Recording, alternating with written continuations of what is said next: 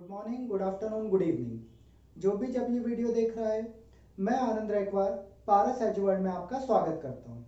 बच्चों, पिछली क्लास में हम लोगों ने एकाधिकार एवं कीमत निर्धारण इस चैप्टर को कंप्लीट किया था और अब जो हमारी इकाई चल रही है जिसका नाम है बाजार एवं कीमत निर्धारण, इस इकाई के हम आखिरी चैप्टर पर आ गए हैं जिसका नाम है मांग एवं पूर्ति के अनुप्रयोग। अब ये जो मांग एवं पूर्ति के अनुप्रयोग है, ये चैप्टर 3 हिस्सों में बटा हुआ है। कौन कौन से? अब चैप्टर का नाम क्या है? मांग एवं पूर्ति के अनुप्रयोग। तो पहला हिस्सा है मांग के अनुप्रयोग, दूसरा हिस्सा है पूर्ति के अनुप्रयोग और तीसरा हिस्सा है कीमत या मूल्य नियंत्रण। ये 3 हिस्सों में हमारा ये चैप्टर बटा है। मतलब चैप्टर का नाम है मांग एवं पूर्ति के अनुप्रयोग, पर इसमें मांग के अनुप्रयोग तो हैं ही, पूर्ति के अनुप्रयोग तो हैं ही, एक छोटा सा टॉपिक और है कीमत नियंत्रण। और ये कीमत नियंत्रण टॉपिक कई बार हमको 2 नंबर में 3 नंबर में पूछ लिया जाता है, इसलिए इस टॉपिक को हल्के में मत लेना। दूसरी चीज आप और जान लें कि पहले ये जो मांग एवं पूर्ति के अनुप्रयोग है, ये चैप्टर अलग से नहीं था। आपने जो पूर्ण प्रतियोगिता एवं कीमत निर्धारण चैप्टर पढ़ा है, उसी चैप्टर के एंड में थोड़े से हिस्से में ये जो चैप्टर हम पढ़ रहे हैं मांग एवं पूर्ति के अनुप्रयोग, ये जो टॉपिक है, इसको उसी चैप्टर के साथ मिक्स करके दे दिया जाता था। यानी मांग एवं पूर्ति के अनुप्रयोग अलग से चैप्टर पहले नहीं हुआ करता था। पूर्ण प्रतियोगिता एवं कीमत निर्धारण उस चैप्टर में ही एंड में इसको साथ में पढ़ा के निपटा दिया जाता था। लेकिन अब आपके बोर्ड ने इसको अलग से एक चैप्टर बना के रखा है। इसका मतलब ये हुआ कि अब ये जो टॉपिक पहले हम हल्के में लेते थे, अब इसको हल्के में मत लो, क्योंकि अब इसका एक अलग से चैप्टर बना दिया है और 100% इसमें से एक क्वेश्चन आता ही है। वो 2 नंबर, 3 नंबर, 4 नंबर तक में आ सकता है, 5 नंबर का क्वेश्चन इसमें से नहीं आता है। ऑब्जेक्टिव में भी ये क्वेश्चन आ सकते हैं, यानी 1 नंबर, 2 नंबर, 3 नंबर, 4 नंबर, इसमें से किसी भी नंबर में हमारे इस चैप्टर में से क्वेश्चन आ सकता है और आएगा, ये पक्का है। अब कितने नंबर का आएगा मैं ये तो नहीं कह सकता, पर आएगा इस चैप्टर में से ये मैं पक्का कह सकता हूँ। और हमारे ये जो चैप्टर है 3 क्लासेस में कंप्लीट हो जाएगा। 3 भाग है, 3 क्लासेस में ही हमारा ये चैप्टर कंप्लीट हो जाएगा। मतलब इन 3 क्लासेस में से एक क्वेश्चन पक्का आना ही है, ये आप दिमाग में रख लें। तो आइए शुरू करते हैं। अब सबसे पहले तो हम ये जानें कि हमारे चैप्टर का नाम है मांग एवं पूर्ति के अनुप्रयोग। इसका मतलब क्या होता है भाई? ये जो अनुप्रयोग है इनका क्या मतलब है?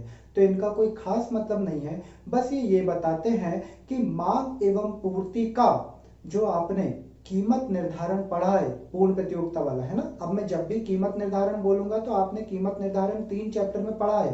पूर्ण प्रतियोगिता में कीमत निर्धारण, अपूर्ण प्रतियोगिता में कीमत निर्धारण और एकाधिकार बाजार में कीमत निर्धारण। ये तीनों में से मैं बात करूंगा केवल काय की, पूर्ण प्रतियोगिता में कीमत निर्धारण की। और एग्जाम में भी ध्यान रखना, अगर आपको केवल आ गया कीमत निर्धारण किसे कहते हैं समझाइए, तो आप हमेशा पूर्ण प्रतियोगिता वाली कीमत निर्धारण को समझाकर आएंगे। ठीक है भाई। तो अब मैं आगे से अगर मैंने केवल कीमत निर्धारण, मूल्य निर्धारण या संतुलन मूल्य इन तरह के वर्ड बोले और मैंने किसी भी बाजार का नाम नहीं लिया, तो आप दिमाग में रख लेना कि मैं पूर्ण प्रतियोगिता की ही बात कर रहा हूं। ठीक है। तो संतुलन मूल्य या फिर कीमत निर्धारण या मूल्य निर्धारण, ये सब मैं अब आगे से ये नहीं बोलूंगा कि ये पूर्ण प्रतियोगिता के हैं। ठीक। तो हम बात कर रहे हैं कि ये जो मांग एवं पूर्ति के अनुप्रयोग हैं ये क्या है। तो ये बताते हैं कि अगर हम पूर्ण प्रतियोगिता में कीमत निर्धारण पढ़ के आए हैं, जहां पर हमने देखा था कि मांग एवं पूर्ति जहां बराबर हो जाती है वहीं पर कीमत निर्धारण हो जाता है। ये हमने पूर्ण प्रतियोगिता में पढ़ा था, है ना। अभी और डिटेल में डिस्कस करूंगा, लेकिन अभी बस इतना कि पूर्ण प्रतियोगिता में जहां पर वस्तु की मांग और वस्तु की पूर्ति ये दोनों जहां पर बराबर हो गए वहां पर कीमत निर्धारण हो जाता है ना। तो मांग एवं पूर्ति जहां पर बराबर हो गए, इसका मतलब ये हुआ कि पूर्ण प्रतियोगिता में कीमत का निर्धारण इस बात पर डिपेंड करता है कि मांग कितनी है और पूर्ति कितनी है। इन दोनों के बराबर होने पर ही कीमत निर्धारण होता है। तो अगर मांग और पूर्ति पर ही कीमत का निर्धारण निर्भर है, तो क्या हो अगर मांग में कुछ बदलाव हो जाए, क्या हो अगर पूर्ति में कुछ बदलाव हो जाए। तो मांग में बदलाव होने पर, मांग में परिवर्तन होने पर क्या प्रभाव पड़ता है संतुलन मूल्य या कीमत पर? पूर्ति में बदलाव होने पर, मतलब पूर्ति में परिवर्तन हो जाए तो क्या प्रभाव पड़ेगा हमारी कीमत निर्धारण या संतुलन मूल्य पर। ये जो मांग में बदलाव का कीमत निर्धारण पर प्रभाव या पूर्ति में परिवर्तन का कीमत निर्धारण पर प्रभाव, इसी को कहा जाता है मांग एवं पूर्ति के अनुप्रयोग। यानी हम प्रैक्टिकल कर करके देखेंगे, प्रयोग कर करके देखेंगे कि मांग में अगर परिवर्तन हो गया तो संतुलन मूल्य पर क्या प्रभाव पड़ेगा, पूर्ति में परिवर्तन हो गया तो संतुलन मूल्य पर क्या प्रभाव पड़ेगा।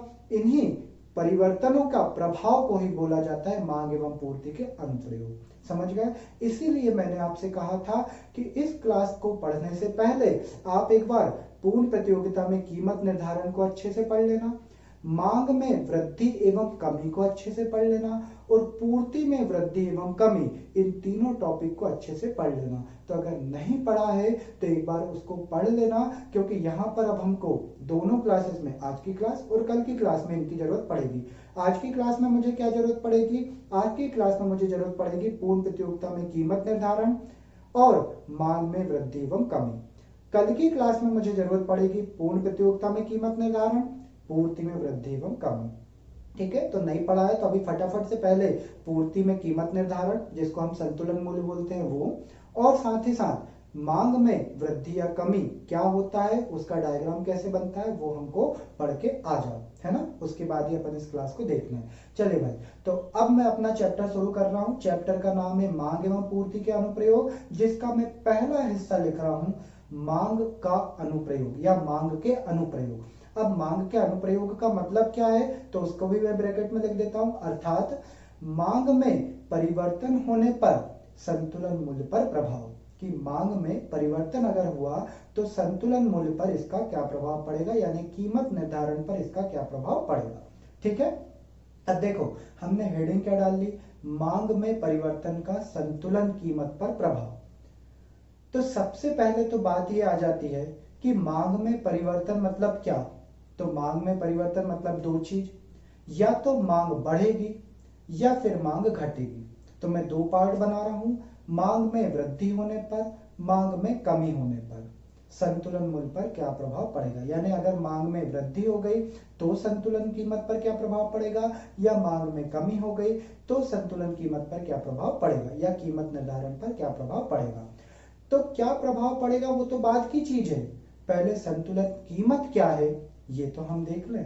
तो लो भाई, दोनों साइड डायग्राम बन गए संतुलन कीमत के, और देखो इस डायग्राम में क्या है, एक्स अक्ष पर मांग एवं पूर्ति, वाई अक्ष पर वस्तु की कीमत। यहां साइड भी एक्स अक्ष पर मांग एवं पूर्ति, वाई अक्ष पर वस्तु की कीमत। दोनों की मैंने मांग एवं पूर्ति वक्र भी बना दिए, और दोनों जहां बराबर है उस बिंदु को हमने क्या बोल दिया, संतुलन बिंदु। अब संतुलन बिंदु को मैंने संतुलन बिंदु ना लिख के ई लिखा है, और मांग एवं पूर्ति वक्र को मैंने पूरे वक्र ना लिख के डी और एस लिखा है। डी मतलब डिमांड कर्व यानी मांग वक्र, और एस मतलब पूर्ति वक्र, पूर्ति कर्व। समझ गए आप। तो सप्लाई होता है तो सप्लाई के लिए एस लिख दिया, मतलब कि पूर्ति वक्र, और डिमांड नीचे गिरता हुआ मतलब मांग वक्र डी के नाम से, है ना। तो डी डी और एस एस लिखे मैंने, यहाँ पर भी मैंने वही किया है। वो इसलिए क्योंकि आपकी बुक्स भी ऐसे लिखते हो, ये मत सोचना सर हम तो हिंदी मीडियम में हम तो पूर्ति और मांग ही लिखेंगे, तो लिख लो भाई, कोई दिक्कत नहीं है। मैं तो इसलिए लिखा क्योंकि हमको ये भी तो पता होना चाहिए भैया कि अगर किसी बुक ने डी लिख दिया और एस लिख दिया तो उसका मतलब क्या है। ठीक है, चलो। और बीच में जो संतुलन मूल्य है उसको मैंने ई के सिंबल से बताया, यानी ई का साइन बनाया है। ई का साइन क्या बताता है, इक्विलिब्रियम। ई मतलब इक्विलिब्रियम, इक्विलिब्रियम यानी संतुलन। तो इक्विलिब्रियम प्राइस यानी संतुलन मूल्य, तो उसको मैंने किससे दिखा दिया, ई से। ठीक है, तो ये हमारा क्या हो गया, ई मतलब संतुलन मूल्य। अब एक काम की चीज जो आपको बहुत ध्यान से सुननी और समझनी है वो क्या, कि देखो हमने पूर्ण प्रतियोगिता में पढ़ा था जहां पर मांग और पूर्ति बराबर हो गए वहां हमने संतुलन मूल्य बोल दिया, और इस डायग्राम में दोनों है, मैं फिलहाल एक को डायग्राम को रख रहा हूं दिमाग में, है ना, कि इस डायग्राम में जो ई पॉइंट बना दिया वो हमने बोल दिया संतुलन मूल्य। पर आप खुद सोचिए, संतुलन मूल्य या कीमत, कीमत कौन से अक्ष पे है, कीमत तो हमारे वाई अक्ष पे। तो इसका मतलब ये हुआ कि हम ये जो डिमांड और सप्लाई जहां पर बराबर हो गई वहां पर ई पॉइंट बना तो दिया, पर एक्चुअल में वो संतुलन मूल्य नहीं होता है। संतुलन मूल्य या कीमत तो हमको वहां दिखेगी जहां पर हमने कीमत को दर्शाया है, और कीमत को हमने दर्शाया है y अक्ष पर। इसीलिए आपका संतुलन मूल्य जो ई पॉइंट बनाया असल में वो नहीं होता, वो तो पॉइंट आपको बताता है कि यहाँ पर डिमांड और सप्लाई बराबर हो गई है, जबकि संतुलन कीमत तो ये सीधी रेखा मैंने बनाई, देखो ये सीधी रेखा जो गई कहां पर गई, कीमत पर गई। इसको बोलेंगे हम संतुलन कीमत, यानी उसको मैं किस नाम से दिखा रहा हूं, पी नाम से। तो पी नाम से मैंने बताया, मतलब ये क्या है असल में संतुलन कीमत। ठीक ऐसे यहां पे भी किया कि ये दिखाया, लेकिन संतुलन कीमत कहां है, वो कीमत वाले अक्ष पर यानी y अक्ष पर हमको दिखेगी। ये हमारे समझने के लिए बहुत जरूरी है, क्योंकि ये बात हम समझेंगे तो ही हमें मांग में वृद्धि या मांग में कमी का संतुलन कीमत पर क्या प्रभाव पड़ता है वो दिखेगा, है ना। यानी मांग के अनुप्रयोग हमको तब समझ आएगा जब हम ये जान ले कि असल में जिसको हम ई बोलते हैं, जिस जहां पर मांग वक्र और पूर्ति वक्र एक दूसरे को काटा, वो तो केवल एक बिंदु बताता है कि यहां पर आपने बराबरी कर ली, लेकिन अगर आपको जानना है कि असल में संतुलन मूल्य कहां है, तो वो तो मूल्य वहां दिखेगा जहां पर आपने मूल्य को दर्शाया है, मतलब कीमत को, और वो दर्शाया आपने y अक्ष पर। इसीलिए संतुलन मूल्य भी कहां पर दिखेगा, y अक्ष पर दिखा है। तो ये मैंने एरो बनाया और P नंबर का पॉइंट बोल दिया, वो P नंबर का पॉइंट हमें क्या बता रहा है, संतुलन मूल्य ये है। और E मतलब जहां पर डिमांड और सप्लाई एक दूसरे को काट रहे हैं। समझ गए भाई आप इस चीज को। तो ये तो हमने क्या देखा, हमने जो पूर्ण प्रतियोगिता में कीमत निर्धारण पढ़ा था, उसी को मैंने यहाँ पर इंग्लिश में थोड़ा ईडी ऐसा करके लिखा है। और सबसे इंपॉर्टेंट चीज कि जहां पर हम संतुलन मूल्य जिस बिंदु को चिल्लाते आ रहे थे बीच में, असल में वो तो केवल वो पॉइंट होता है जो केवल इतना दर्शाता है कि यहाँ पर मांग और पूर्ति दोनों संतुलित हो गए हैं, बल्कि संतुलन कीमत तो हमारी y अक्ष पर होती है। समझे आप इस चीज को। चलो, तो अब हमने ये तो देख लिया क्या कि मांग और पूर्ति में जो संतुलन मूल्य दिख रहा है, एक्चुअल में संतुलन मूल्य y अक्ष पर होता है, और जो E बना है वो केवल ये बताता है कि इस बिंदु पर, E जो बना है वो ये बताता है कि इस बिंदु पर हमारी मांग और पूर्ति दोनों बराबर हो गई है। समझे आप इस चीज को। तो देखें भाई, मांग वक्र और पूर्ति वक्र आपको बनाते आना चाहिए। अब मैं बात करूंगा मांग में वृद्धि और मांग में कमी की। तो मांग में अगर वृद्धि हो, अच्छा देखो मांग की बात कर रहा हूं, यानी पूर्ति की बात मत करना साहब, पूर्ति में कुछ नहीं करना है, केवल मांग की हमको बात करना है कि अगर मांग में वृद्धि हो जाए तो हमारे संतुलन कीमत पर क्या प्रभाव पड़ेगा। तो देखते हैं, मांग में वृद्धि हुई तो पहले तो मुझे ये बताइए, मांग वक्र खिसकेगा या नहीं, बोलो हाँ खिसकेगा। हाँ साहब खिसकेगा। किस साइड खिसकेगा भाई, लेफ्ट हैंड साइड या राइट हैंड साइड। तो यही तो आपसे कहा था कि आप पढ़ना कि मांग में वृद्धि और मांग में कमी का वह वक्र किस साइड खिसकता है ना। तो मैं तो यहाँ दोनों को साथ बना दे रहा हूं कि अगर मांग में वृद्धि हुई तो आपका जो मांग वक्र है वो सीधे हाथ तरफ खिसक के आ जाएगा, मतलब जैसा आपका मांग वक्र बना है उसी के सीधे हाथ तरफ उसके जैसा मैंने एक और मांग वक्र बना दिया। अगर मांग में कमी हुई तो जो मांग वक्र बना है उसके लेफ्ट हैंड साइड में वापस खिसक आ जाऊंगा, और खिसक के आके लेफ्ट हैंड साइड उसी के समानांतर में एक और वक्र बना दूंगा। और आप देखें, ये जो नया वक्र मैंने बनाया डॉट डॉट करके, इसको मैं बोल दूंगा D1। D1 मतलब, D1 मुझे ये बताएगा कि एक तो D है मतलब मेरी मांग वक्र है, और दूसरा D1 मतलब ये मेरी नई मांग वक्र है। ठीक है, तो नई मांग वक्र को मैंने क्या बोल दिया, D1। तो अगर मांग में वृद्धि हुई तो सीधे हाथ तरफ मेरा मांग वक्र खिसक जाएगा एक नया, और अगर मांग में कमी हुई तो उल्टे हाथ साइड मेरा मांग वक्र खिसक जाएगा उसी के समानांतर, जिस वक्र को मैंने क्या बोल दिया, D1। D1 क्या बताएगा, मेरा नया मांग वक्र बताएगा। ठीक है भाई, ये तो मैंने बना दिया D1। अब एक एक करके दोनों को देखेंगे। सबसे पहले हम ये वाला देखते हैं। यहां पर अगर आप देखें, अब पुराने D को भूल जाना भाई, अब हमें मांग में वृद्धि हो गई तो नया जो D1 है उसको ध्यान में रखना है। जो पुराना D था, मतलब D वाली जो मांग वक्र थी वो नहीं देखना है, D1 वाली मांग वक्र आपको देखना है। अब D1 वाली मांग वक्र देखना है, वो पूर्ति कौन सी देखोगे, मतलब सप्लाई कौन सी देखोगे, तो वो तो एक ही है भाई, डिमांड में मतलब मांग में वृद्धि या कमी हुई है, ना कि सप्लाई में हुई है। तो सप्लाई वक्र यानी पूर्ति वक्र में तो चेंज ही नहीं हुआ, तो पूर्ति वक्र तो वैसा का वैसा बना है, ऊपर बढ़ता हुआ सॉरी। लेकिन मांग वक्र की बात करें तो मांग वक्र हमारा नया बन गया। तो अब अगर मैं नए मांग वक्र के साथ पूर्ति की बराबरी देखूं तो एक नया पॉइंट आ रहा है, पुरानी मांग वक्र को भूल जाना है, नया मांग वक्र और पूर्ति तो एक ही है, तो हमारा एक नया पॉइंट होगा जहां पर नए मांग वक्र ने पूर्ति वक्र को काटा है ना। तो D1 वाली जो रेखा है, जो मांग वक्र है, उसने पूर्ति वक्र को जहां पर काटा वहां पर एक नया संतुलन बिंदु आएगा। पुराने को भूल जाना भाई, पुराना D1 E P सब भूल जाना अभी। अब नया D1 देखो, और नए D1 ने जो सप्लाई को काटा है, उसको जहां पर काटा है उसको मैंने एक नया पॉइंट दे दिया E1। जो पुराना था वो E था, और जो नए पॉइंट पे जहां पर नया मांग वक्र और पूर्ति वक्र एक दूसरे को काट रहे हैं उसको मैं बोल दूंगा E1। ये क्या बता रहा, ये हमें बता रहा कि नया मांग वक्र और पूर्ति किस बिंदु पर बराबर हुए। तो ये तो हमें क्या मिल गया, वो संतुलन बिंदु। मुझे क्या चाहिए, संतुलन मूल्य पर प्रभाव। तो मैं मूल्य कहां मिलेगा, y अक्ष पे। तो जो नया हमारा E1 आया उसी से मैंने एक सीधी रेखा खींच दी, कहां पर, y अक्ष की सीध में। और अब आप देखें जो नई रेखा है उसको मैंने बोल दिया P1। नई रेखा को मैंने क्या बोल दिया, P1। और आप यहां पर देखें कि पहले था P, नया हुआ P1, मतलब पहले कीमत P थी, अब नई कीमत P1 हुई। तो आप बताइए कीमत बढ़ी या घटी। जाहिर सी बात है ऊपर हो रही है कीमत, तो कीमत बढ़ी ना।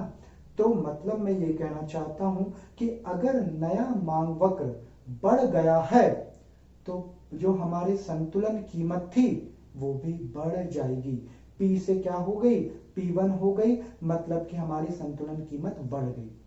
और अगर मैं यहां की बात करूं तो यहां पर देखो जो मेरा नया D1 है उसको किस पॉइंट पे कट कर रहा है, वहां पर मांग, जो नई मांग वक्र है D1 और पूर्ति, वो एक दूसरे को जिस पॉइंट पर कट कर रही हैं उसको मैंने नया पॉइंट बोल दिया E1।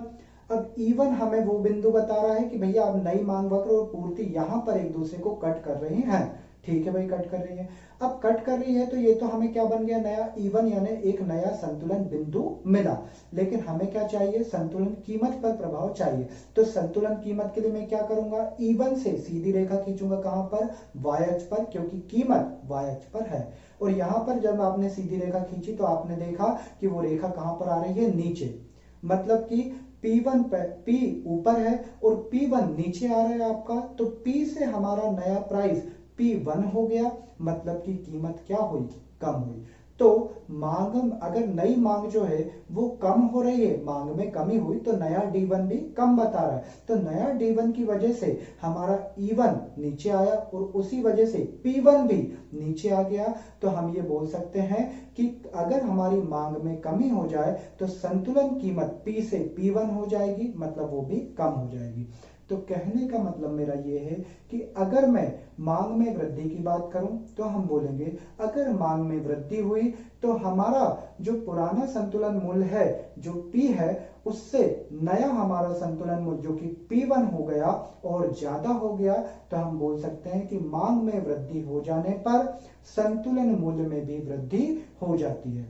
1 नंबर का ऑब्जेक्टिव आता है, 4 नंबर में ये समझाने को आता है। 1 नंबर में ऑब्जेक्टिव क्या आएगा कि मांग में वृद्धि का संतुलन कीमत पर क्या प्रभाव पड़ता है। तो हम बताएंगे मांग में वृद्धि होने पर संतुलन कीमत या संतुलन मूल्य भी बढ़ जाता है। या फिर क्वेश्चन आएगा क्या, मांग में कमी होने पर संतुलन कीमत पर क्या प्रभाव पड़ता है। तो हम बोलेंगे मांग में अगर कमी हो गई तो संतुलन कीमत P से P1 हो गई, मतलब कि संतुलन कीमत कम हो गई। ठीक है, ये 2 चीजों हमको बतानी है। और अगर हमको क्वेश्चन ऐसा आ गया कि मांग में परिवर्तन का संतुलन कीमत पर क्या प्रभाव पड़ता है, तो भैया मांग में परिवर्तन में तो दोनों चीजें होती है, मांग बढ़ती भी है, मांग कम भी होती है। बढ़ी तो कीमत भी बढ़ गई, अगर कम हुई तो संतुलन कीमत भी कम हो गई। तो दोनों का मीनिंग भी लिख के आना है। ये जो मैंने लिखा मीनिंग बस इतना ही, और डायग्राम बना के आना है। और ये E, D, D1, S, P, P1 ये सब कुछ आपको लिख के आना है। कुछ भी लिखोगे आधे आधे नंबर हर चीज पे कटेंगे। समझ गए आप इस चीज को। तो हमको क्या देखना है कि मांग के अनुप्रयोग का मतलब क्या है। तो मांग के अनुप्रयोग का मतलब है कि अगर मांग में परिवर्तन हो जाए तो संतुलन कीमत पर क्या प्रभाव पड़ता है। और मांग में अगर परिवर्तन की बात करें तो ये 2 चीजें होती है, या तो मांग में वृद्धि होती है या फिर मांग में कमी होती है। तो अगर मांग बढ़ गई तो संतुलन कीमत भी बढ़ जाती है, अगर मांग कम हुई तो संतुलन कीमत भी कम हो जाती है। इन दोनों में नया क्या था, तो देखो संतुलन कीमत की बात करें तो वो तो आप किसमें, पूर्ण प्रतियोगिता में कीमत निर्धारण चैप्टर में पढ़ के आ ही चुके थे। और अगर मैं बात करूं मांग में वृद्धि एवं कमी की, तो ये आप मांग चैप्टर में पढ़ के आ गए थे। मैंने तो बस दोनों को साथ में मिला के बता दिया, मतलब दोनों साइड मैंने पूर्ति में कीमत निर्धारण रख दिया, एक में मांग में वृद्धि होने पर मांग वक्र को दाईं तरफ खिसका दिया, एक में मांग में कमी होने पर मांग वक्र को बाईं तरफ खिसका दिया। और इस तरीके से जो बिंदु आए उसके आधार पर मैंने कीमत साइड उस रेखा को खींच दिया, क्योंकि मुझे संतुलन कीमत पर क्या प्रभाव पड़ा मांग में कमी वृद्धि का वो दिखाना था। इसलिए मैंने कीमत साइड सीधी रेखा खींची। नए P1 आए, P1 अगर ऊपर आ रहा है तो P1 ऊपर आ रहा है यानी बढ़ गया, P1 अगर नीचे आ रहा है, नीचे आया मतलब कम हो गया। तो मांग के अनुप्रयोग में क्या होता है ये आज हमने आज की क्लास में जाना। अब कल की क्लास में हम क्या देखेंगे, जिस तरह हमने मांग के अनुप्रयोग देखे, इसी तरह हम कल की क्लास में पूर्ति के अनुप्रयोग देखेंगे। और पूर्ति के अनुप्रयोग में हम क्या देखेंगे, हमें यही चीज चाहिए कि पूर्ति में कीमत, अगर पूर्ति में परिवर्तन हुआ तो कीमत निर्धारण पर क्या प्रभाव पड़ेगा। कीमत निर्धारण कैसा बनता है, वही एक्स और वाई अक्ष को आप मांग वक्र और पूर्ति वक्र एक दूसरे को काटते हैं, वो कीमत निर्धारण है। फिर हमें देखना है पूर्ति में परिवर्तन, यानी पूर्ति में वृद्धि हुई तो क्या, पूर्ति में कमी हुई तो क्या। तो आपको कल की क्लास के लिए क्या पढ़ के आना है, एक तो पूर्ण प्रतियोगिता में कीमत निर्धारण, पूर्ति में परिवर्तन मतलब पूर्ति में वृद्धि, पूर्ति में कमी, ये दोनों चीजों में का मतलब, और साथ में उनके डायग्राम पर यानी उनके रेखा चित्र कैसे बनते हैं वो चीज आपको कल की क्लास में पढ़ के आनी है। ठीक है, तो कल हम पूर्ति के अनुप्रयोग देखने वाले हैं। तब तक के लिए bye bye to all of you, thank you so much.